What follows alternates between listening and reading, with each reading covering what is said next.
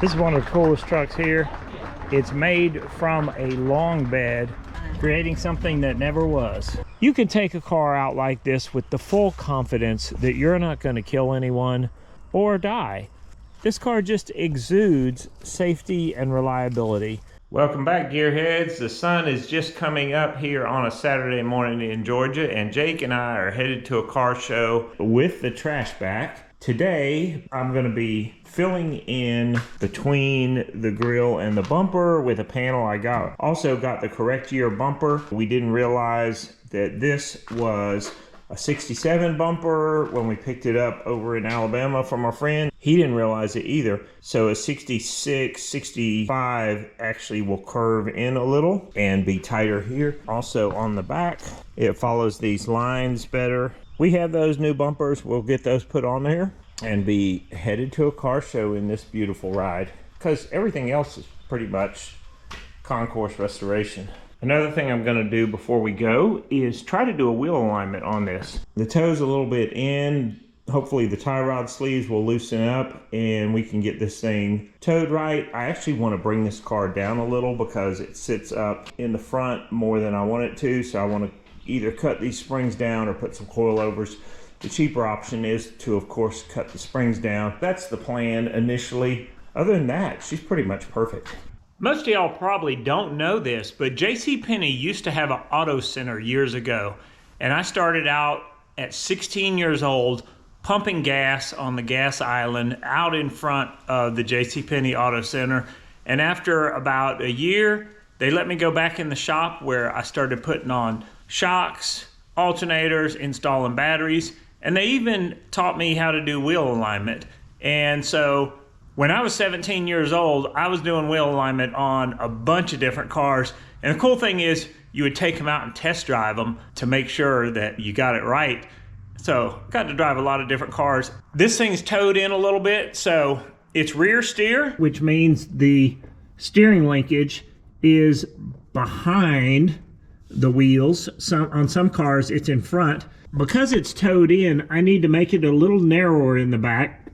So I don't know which way I need to spin this, but I got to loosen up these two bolts, and then I can turn this sleeve, and that's going to adjust it either in or out. Like I said, it's rear steer, so I need to pull it in a little bit, and that's going to bring the front out a little bit. The first thing I've got to do is loosen up these two bolts here, and I want to put a little PV blaster on there, because it's been a while since they've been loose. I've got a wrench on the back already to keep it from turning. That's come tight. I haven't really done anything to the suspension on this car except put new links for the anti-sway bar and some QA1 shocks on all four corners, which those have made a huge difference. Made in the USA, quality products, lifetime guaranteed. These things have seen better days. They probably need to be replaced. Maybe they will at some point. I don't know. All right, got that loosened up, and now I need to figure out, it looks like this is right-hand thread here. I need to turn this way, which will be counterclockwise from this side, and that's going to draw it in a little bit. It's going to pull the front of the tires out a little bit. All right, I got this funky monkey wrench on here, and hopefully, oh, that's spun pretty easy. So I'm going to tighten that up. I'll draw that in a little. That should make a difference. All right, I've got this thing spun around. I don't want to adjust it too much. I can always go back and do it later. Now that I've got it all loosened up, I'll tighten these back up and then check it, make sure it's good, and hopefully we're good to go. One thing you need to do if you want to keep your steering wheel straight is balance it between the two sides. On this car, I don't really care so much. I'll go ahead and tow it out a little bit and then see where it's sitting and adjust it as needed, or just leave it like it is, because does it really matter on this car? There are some kits that are made to do wheel alignments. I'm just using line of sight. I'm getting back behind the back tire and just sighting down on both sides and seeing if it's towed in or out. It's going to get it kind of close, but really that's not doing it right. One thing you can do is take a string and run it around the front and around the back. I've got some wider tires on the back, so it kind of messes it up. But that's one way to get it close. The front bumper is not so noticeable as far as it being the wrong bumper. This back bumper, the 67, 68, wider cars, 64 through 66, the bumpers were a little bit narrower. So the new one is going to follow these lines exactly and not have this overhang. So you'll see the difference in just a minute. And bam, just like that, it's on there. Follows the lines much better. I mean, it looks like a brand new car, basically. It's pristine. And now I've moved on to the front bumper. You can see the lines. This comes out and then straight, where this comes in, curves in, follows the lines of the front. And it's also going to be tucked tighter on the ends. So about to throw that on there. I don't have the paint to do this filler piece, so I'm going to leave it off right now. We'll put it on there later. And bam, just like that, we have the correct bumper on there. You can see it's tucked a little tighter. It looks better, the rear looks better. Was it worth it? Probably not.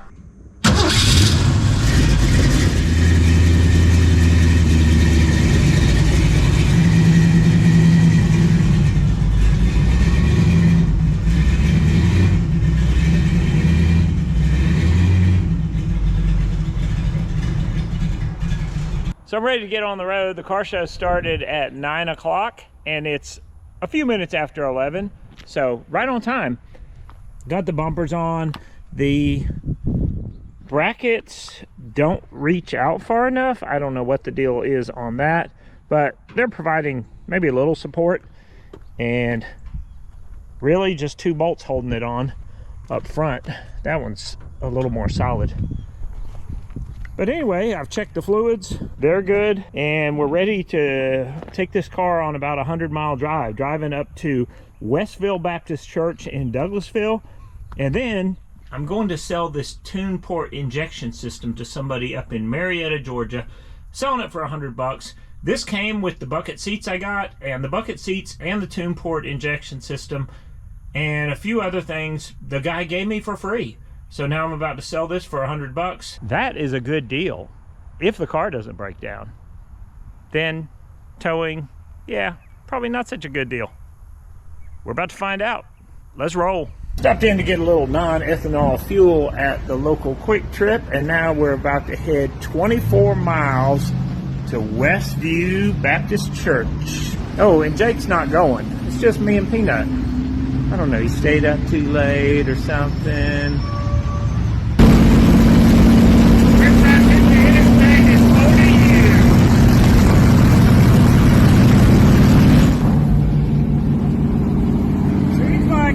Mustang people liking the car. Oh yeah. Damn, I got her up to 80 miles an hour and she's cruising. You don't even know it. She not a cruise. We made it out to Westview Baptist Church. This show is put on by Westview, but also by Tony Bell and his family. They do some absolutely incredible work. They actually painted Finnegan's wife's El Camino.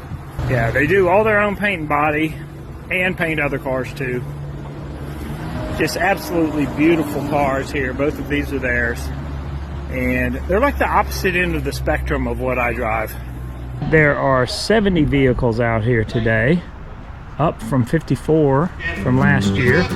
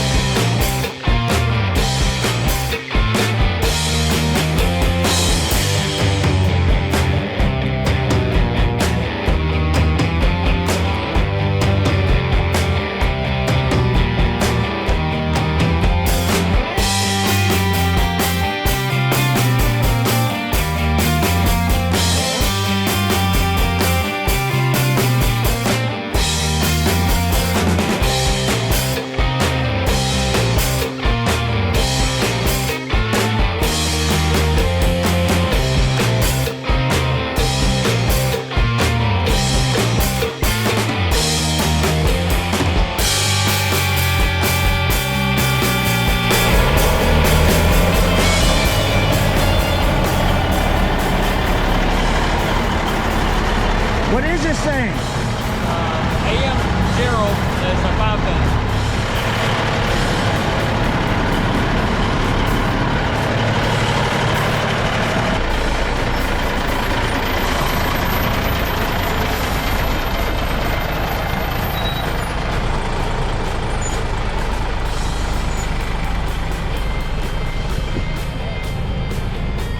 Peanut found a little friend.